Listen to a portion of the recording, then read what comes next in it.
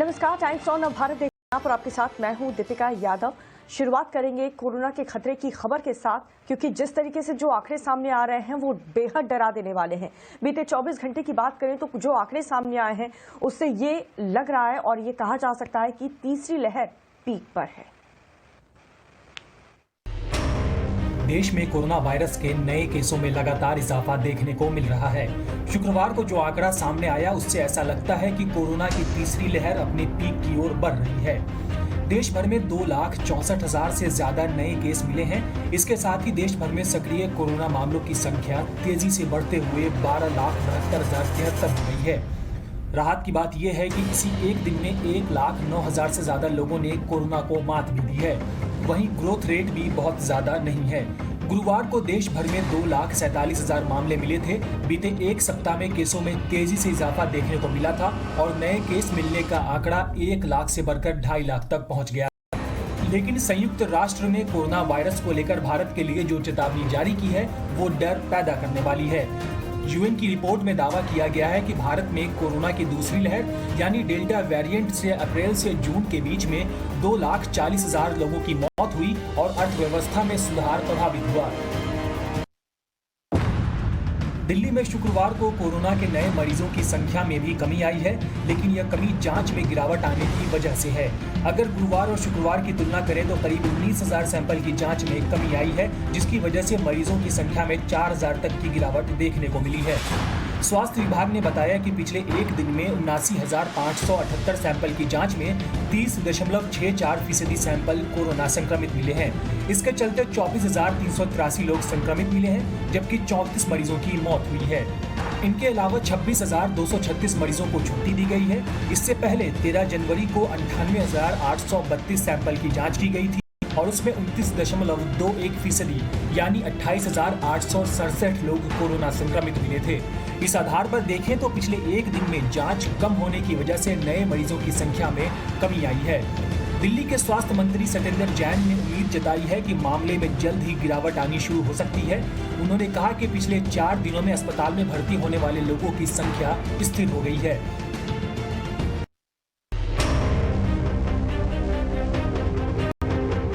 मुंबई में पिछले 24 घंटे में कोरोना के 11,317 नए मामले मिले हैं, जो गुरुवार के मुकाबले 17% कम है। पिछले 24 घंटे में मुंबई में कोरोना से 9 मौतें हुई हैं। मुंबई में 84,352 एक्टिव केस हैं, जबकि पिछले 24 घंटे में 54,924 कोविड टेस्ट हुए हैं, जो एक दिन के मुकाबले 12.86% कम है। मुंबई में पॉजिटिविटी रेट 20.60% है, जबकि अभी तक कोरोना के लिए रिजर्व बेड 16.8% ही भरे हैं। मुंबई में गुरुवार को 13,702 कोरोना केस सामने आए थे, जबकि कोविड से 6 मौतें हुई थी।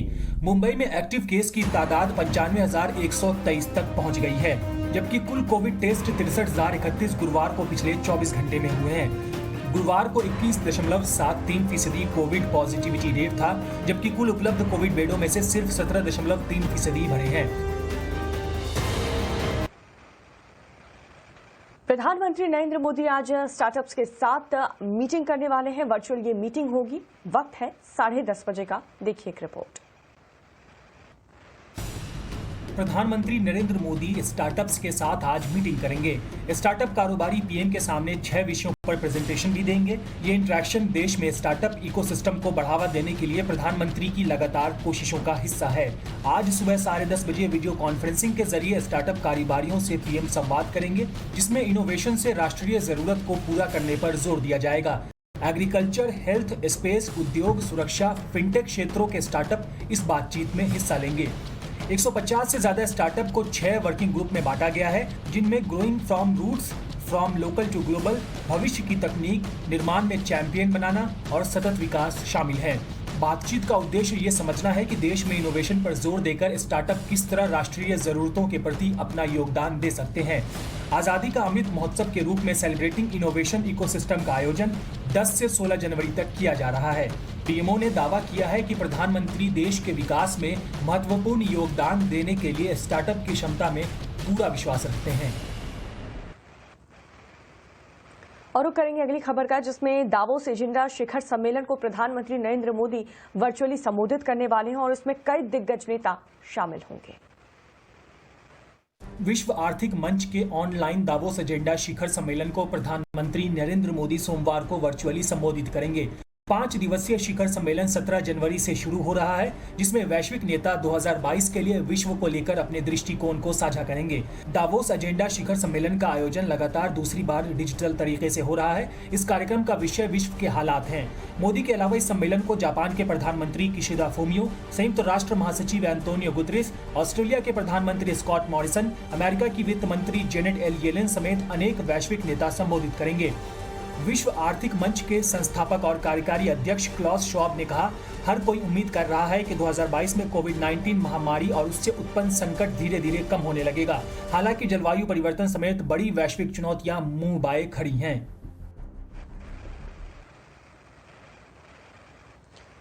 दिल्ली में 19 जनवरी को बीजेपी की सीईसी की बैठक होने वाली है, जिसमें उम्मीदवारों के नाम पर अंतिम मुहर लग जाएगी। देखिए इस पर एक खास रिपोर्ट।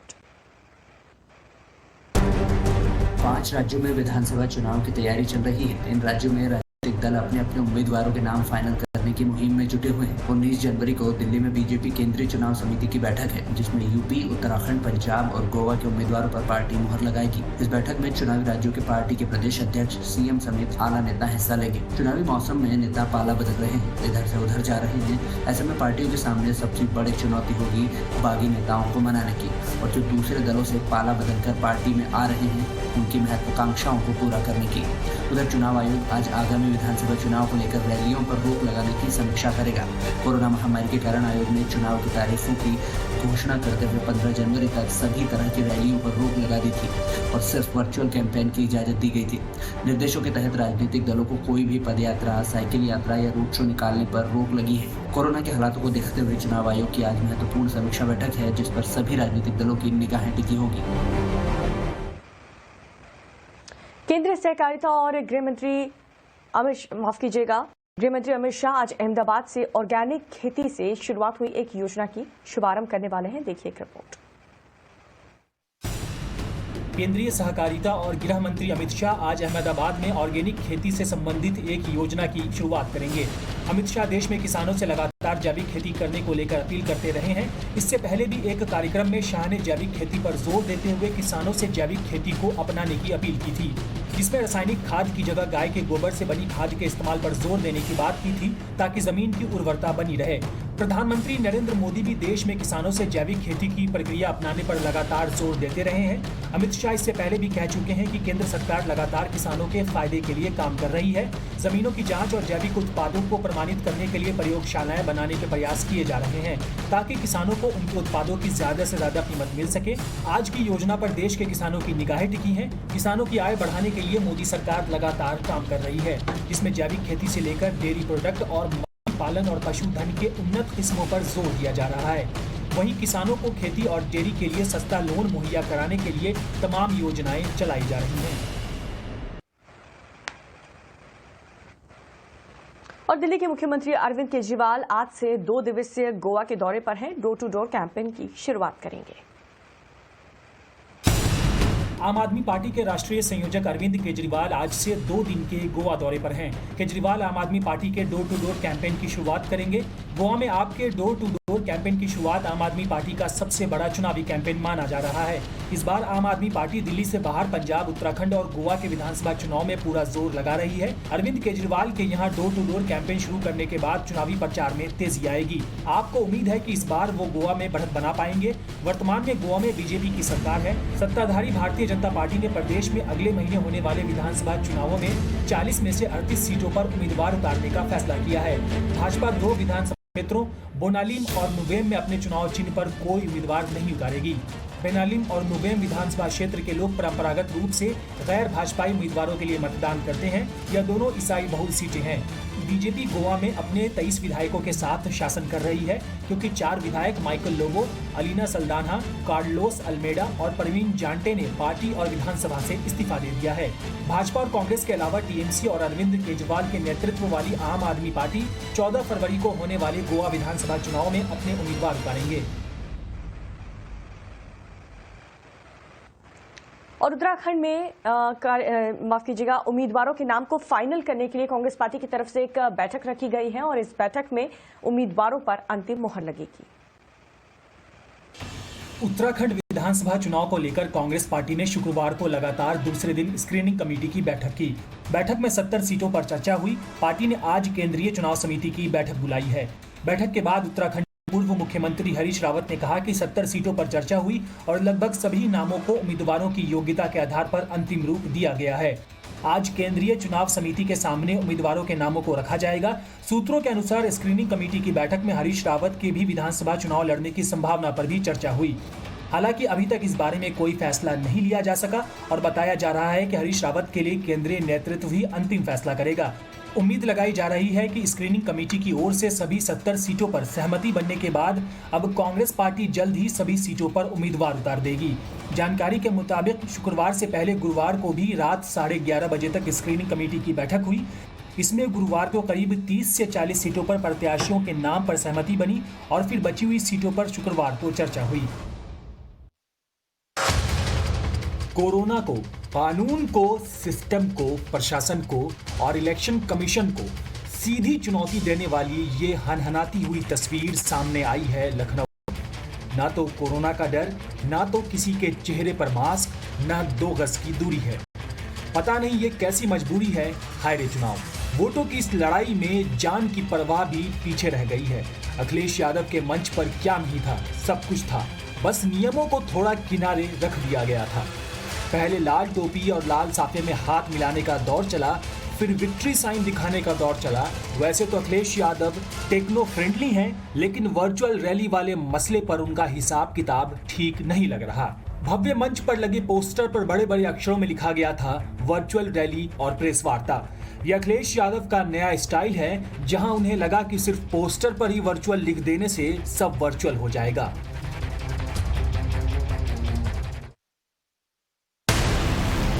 26 जनवरी बिल्कुल करीब है। ऐसे में देश के कई राज्यों में बम धमाकों की साजिशें शुरू हो गई हैं। कहीं RDX बरामद हुआ तो कहीं IED मिला है, तो कहीं प्रेशर कुकर बम को डिफ्यूज किया गया है। सबसे पहले कश्मीर के नौहट्टा की तस्वीर देखिए, जहां प्रेशर कुकर बम बरामद किया गया, फिर सुरक्षा बलों ने इसे डिफ्यूज किया। इस दौरान जो तस्वीर सामने आई उसे आप स्क्रीन पर देख सकते हैं। जब बम डिस्पोजल स्क्वाड ने डिफ्यूज किया तो जोरदार धमाका हुआ। सिर्फ कश्मीर के नौहट्टा में ही नहीं, दिल्ली, अमृतसर और छत्तीसगढ़ के कांकेर में भी आतंकियों और नक्सलियों की साजिशें नाकाम की गई हैं। दिल्ली के गाजीपुर इलाके में 3 किलो विस्फोटक मिला है। अभी तक की जांच में पता चला है कि विस्फोटक में नाइट्रेट RDX का इस्तेमाल हुआ था। वहीं अमृतसर के अटारी गांव में जो विस्फोटक मिला वो करीब 5 किलो RDX है और जहां से बरामदगी हुई है वहां से पाकिस्तान का बॉर्डर बिल्कुल करीब है। छत्तीसगढ़ के कांकेर में नक्सलियों ने IED ब्लास्ट किया। इस ब्लास्ट में SSB के 3 जवान घायल हो गए हैं। भारत और चीन की सीमा पर जो तनाव लगातार बना हुआ है, उसका जो असर है वो व्यापार पर देखने को नहीं मिला। कम से कम 2021 के जो आंकड़े सामने आए हैं वो तो यही कहते हैं। इस पर एक रिपोर्ट आपको। भारत और चीन के बीच पूर्वी लद्दाख क्षेत्र में सीमा पर बने तनाव का द्विपक्षीय व्यापार पर किसी भी तरह का असर नहीं पड़ रहा है। दरअसल सीमा पर तनाव के बीच 2021 में दोनों देशों का व्यापार 125 अरब डॉलर के रिकॉर्ड स्तर पर पहुंच गया। इस दौरान भारत का व्यापार घाटा भी बढ़कर 69 अरब डॉलर हो गया है। वर्ष 2021 में चीन का भारत के साथ कुल व्यापार 125.66 अरब डॉलर रहा, जो वर्ष 2020 की तुलना में 43.3% अधिक है।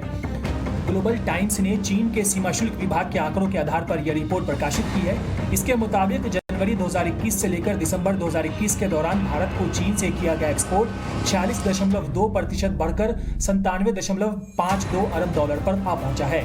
इसकी तुलना में भारत से चीन का इंपोर्ट 34.2% बढ़कर 28.14 अरब डॉलर हो गया है। इस तरह एक बार फिर व्यापार संतुलन चीन के पक्ष में झुक रहा है और भारत का व्यापार घाटा बढ़कर 69.38 अरब डॉलर पर पहुंच गया है। भारत की मांग है कि चीन अपने बाजार के दरवाजे भारतीय सूचना प्रौद्योगिकी और फार्मा कंपनियों के लिए खोले। भारत चीन के बीच द्विपक्षीय व्यापार में हुआ यह इजाफा इस लिहाज से भी अहम है कि दोनों देश पूर्वी लद्दाख क्षेत्र में सीमा पर विवाद को लेकर काफी तनावपूर्ण हालात में उलझे हुए हैं। और इस बीच एक बड़ी खबर आपको बता दें, समाजवादी पार्टी के कार्यकर्ताओं ने जिस तरीके से रैली में भीड़ जुटाई है उसको लेकर के चुनाव आयोग काफी सख्त हो चुका है और इसी को लेकर के कई नेताओं और कार्यकर्ताओं पर केस दर्ज हो चुका है। इस मामले में एसपी नेताओं के करीब 2500 कार्यकर्ताओं के खिलाफ FIR दर्ज करवाई गई है। इसके साथ ही इस मामले को लेकर के एक इंस्पेक्टर को भी निलंबित कर दिया गया। रैली के दौरान जुटी भीड़ को लेकर के हजरतगंज इलाके के एसपी और एसडीएम से सफाई भी मांगी गई है।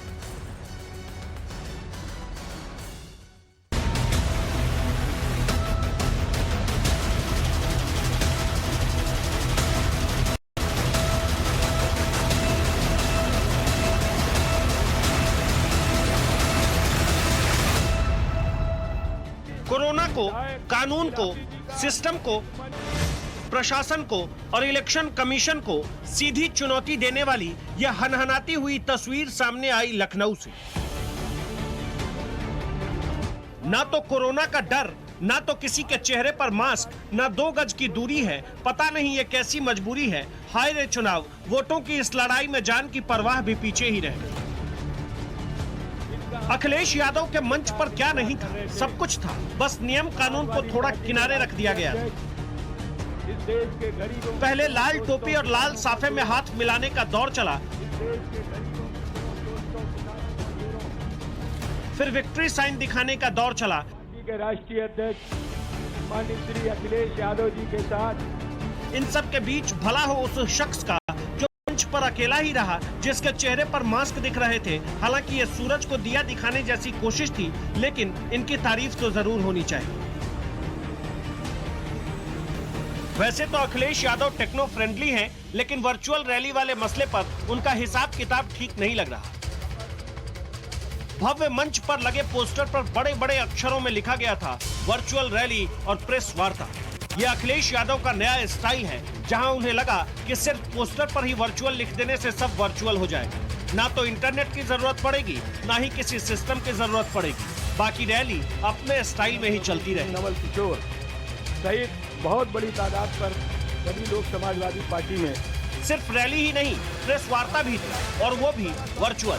सामने हजारों की संख्या में लोग बैठे थे, बात बात पर तालियां बजा रहे थे। किया जा रहा है जोरदार तालियों के साथ नीरज मौर्य। पता नहीं किसी ने इस तरफ अखिलेश का ध्यान नहीं दिलाया या ये सब जानबूझकर किया गया, लेकिन अखिलेश यादव की शायद पहली कोई ऐसी प्रेस वार्ता रही होगी जहां पत्रकारों को सवाल नहीं पूछना था, सिर्फ नेताओं को भाषण देना था। करीब 45 मिनट तक ये सब चलता रहा।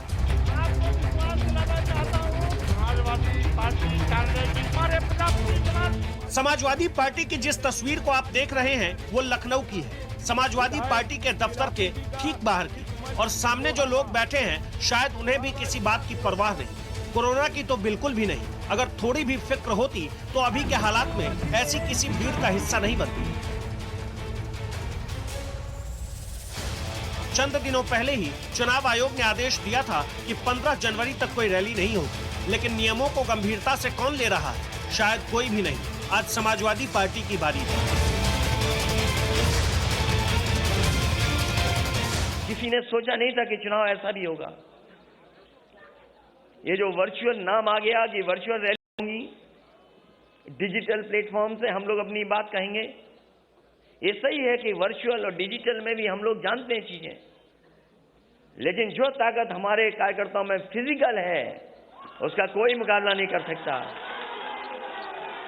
ये वर्चुअल और डिजिटल चलेंगे तो हम समाजवादी लोग डिजिटल, वर्चुअल और फिजिकल भी चलेंगे, घर घर गांव गांव जाएंगे। Commission has decided that no road show, padayatra, cycle, bike vehicle rally and procession shall be allowed till 15th January 2022. ये सच है कि यूपी इलेक्शन में कोई नियम कायदा मानने वाला नहीं है। ये सब तब हो रहा है जब देश में कोरोना की तीसरी लहर दस्तक दे चुकी है, और इससे पहले देश देख चुका है कि दूसरी लहर के दौरान चुनावी रैलियों का असर कितना खतरनाक हुआ था। इन तस्वीरों को देखने के बाद सवाल है चुनाव आयोग जैसी संस्था की क्रेडिबिलिटी का, सवाल है चुनाव आयोग जैसी संस्था की विश्वसनीयता का, और सवाल है राज्य की उस आवाम का भी जिसके सामने कोरोना का खतरा बेहिसाब बढ़ रहा है। बावजूद इसके उसे किसी बात का डर नहीं, और ये सारे सवाल सिर्फ चिंता बढ़ाने वाले हैं। Bureau report, times now Navbharat.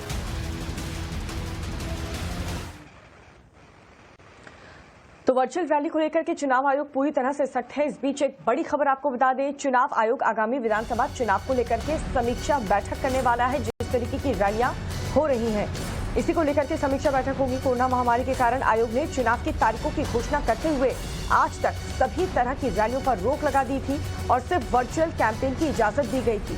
निर्देशों के तहत राजनीतिक दलों को कोई भी पद यात्रा या फिर साइकिल यात्रा और रोड शो करने की इजाजत नहीं थी। ऐसे में आज 15 तारीख है, आगे किस तरीके से रैली होने वाली है इसको लेकर के ये समीक्षा बैठक होने वाली है। तो उत्तर प्रदेश में एक जिस तरीके से चुनाव जीतने के लिए कोरोना गाइडलाइंस, उसके प्रोटोकॉल की धज्जियां उड़ाई जा रही हैं, तो दूसरी तरफ टिकट को लेकर के हर कोई, सारे उम्मीदवार कुछ भी कर गुजरने को तैयार हैं। ऐसे में जिस तरीके के हालात, एक तरफ भाग मच रही है पार्टी के अंदर, वो तो है ही, लेकिन दूसरी तरफ जिसे टिकट नहीं मिल रहा वो रो रहा है, चिल्ला रहा है और इतना ही नहीं, गोली भी चलवा रहा है। इन्होंने मेरा तमाशा बना दिया। मैंने तो कभी इस तरह सोचा भी था। आप परेशान मत होइए। उन्हें मोदी अंदर मिटा के यूँ कहते हैं कि बस फिर इस जगह अब किसी और को चुनाव लड़ा रहे। आप देख रहे होंगे अखबार में, डेली का हेड भी देख रहे होंगे, सारे होर्डिंग प्लेग भाई सब कुछ मैं कर रहा हूँ, उसके बाद भी मेरे साथ ऐसा कर रहे हैं। फूट कर रोए, टूट कर रोए, इतना रोए कि रुक नहीं पाए। रुकते कैसे? भयंकर सियासी विपदा आई है, टिकट कटा है, दिल पर चोट लगी है, नेताजी के साथ छल हुआ है, और जब राजनीति में छल होता है तो आंसू ऐसे ही छलकते हैं। इन्होंने मेरा तमाशा बना दिया। मैंने तो कभी इस तरह सोचा भी था। आप परेशान मत होइए। उन्हें मोदी अंदर मिटा के यूँ कहते हैं कि बस फिर इस जगह अब किसी और को चुनाव लड़ा रहे। आप देख रहे होंगे अखबार में, डेली का हेड भी देख रहे होंगे, सारे होर्डिंग प्लेग भाई सब कुछ मैं कर रहा हूँ, उसके बाद भी मेरे साथ ऐसा कर रहे हैं। ये अरशद राणा है। चुनावी मैदान में ताल ठोकने की ख्वाहिश थी। बीएसपी नेता से बात भी हो गई थी, 67 लाख रुपए भी दिए थे, लेकिन टिकट नहीं मिला तो आंखों से आंसुओं का समंदर और दर्द का दरिया बह पड़ी, वो भी थाने में पुलिस के सामने। इन्होंने मेरा तमाशा बना दिया। मैंने तो कभी इस तरह सोचा भी था। आप परेशान मत होइए। उन्हें मोदी अंदर मिटा के यूँ कहते हैं कि बस फिर इस जगह अब किसी और को चुनाव लड़ा रहे। आप देख रहे होंगे अखबार में, डेली का हेड भी देख रहे होंगे, सारे होर्डिंग प्लेग भाई सब कुछ मैं कर रहा हूँ, उसके बाद भी मेरे साथ ऐसा कर रहे हैं। दर्द सिर्फ अरशद राणा का नहीं है, उन तमाम नेताओं का है जो टिकट चाहते हैं। इसके लिए वो रोएंगे, गाएंगे, गोली चलाएंगे। बलरामपुर में तो टिकट के लिए मर्डर तक हो गया। ये है रिजवान जहीर। बलरामपुर से 2 बार सांसद रह चुके हैं। 2 महीने पहले ही समाजवादी पार्टी में दोबारा आए हैं। उनकी बेटी है जेबा रिजवान। जेबा को तुलसीपुर सीट से समाजवादी पार्टी का टिकट चाहिए था। इसी सीट पर समाजवादी पार्टी के टिकट के लिए तुलसीपुर नगर पंचायत के पूर्व अध्यक्ष फिरोज पप्पू भी हाथ पांव मार रहे थे। 5 जनवरी को फिरोज पप्पू की उन्हीं के घर के बाहर हत्या हो गई। 5 दिन बाद बलरामपुर पुलिस ने मर्डर करवाने के आरोप में रिजवान जहीर, उनकी बेटी जेबा रिजवान और दामाद रमीज को गिरफ्तार कर लिया। इसी तरह सुल्तानपुर में कांग्रेस नेता रीता यादव ने टिकट पाने के लिए खुद पर ही गोली चलवा ली थी। रीता को टिकट चाहिए था तो पहले उन्होंने मशहूर होने के लिए पीएम की रैली में काले झंडे दिखाए, फिर 5 तारीख को खुद पर ही गोली चलवा ली ताकि लोगों के साथ साथ पार्टी की अनुभूति मिल सके, टिकट मिल सके। लेकिन यह सियासी षड्यंत्र खुल गया। रीता को सलाखों के पीछे पहुंचना पड़ा। औरैया के विधुना सीट से बीजेपी विधायक विनय शाक्य ने बीजेपी छोड़ा तो इनकी बेटी ने टिकट पाने के लिए अपने ही चाचा पर किडनैपिंग का फर्जी आरोप लगा दिया। ये टिकट के लिए ही दौड़ है कि यूपी की सियासत में फिलहाल चर्चाओं में बने 3 चेहरे 3 विधानसभा चुनाव में 3 अलग अलग राजनीतिक दल के साथ रहे हैं। दरअसल ये तीनों चुनावी मौसम के बड़े वैज्ञानिकों में से हैं। मौका, माहौल और हवा देखकर अपनी दिशा बदल लेते हैं। Bureau report, times now Navbharat. और हमारी इस रिपोर्ट के साथ रुक रहे हैं छोटे से ब्रेक के लिए। खबरें आगे भी जारी हैं, आप देखते रहिए टाइम्स नाउ नवभारत।